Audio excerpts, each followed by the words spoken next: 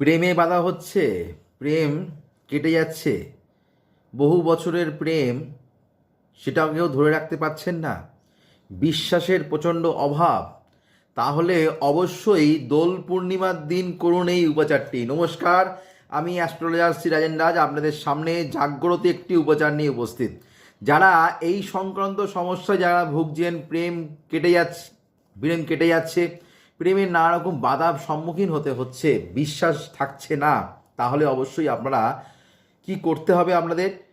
পূর্ণিমার দিন অর্থাৎ 2 তারিখে সন্ধেবেলায় আপনারা একটা পান পাতা নেবেন আর 7টা রঙের আবির নেবেন, সেটাকে একসঙ্গে ভালো মতন সেটাকে মিশিয়ে নিয়ে সেই পান পাতাটা রাধাকৃষ্ণের চরণের সামনে রেখে দেবেন। দেখবেন আপনাদের প্রেম সহজে কাটবে না, প্রেমের জায়গায় কিন্তু সাকসেস অবশ্যই কিন্তু আপনাদের কিন্তু হবে। করে দেখুন, খুব ভালো সফলতা হবে। নমস্কার, জয় শ্রী গণেশ।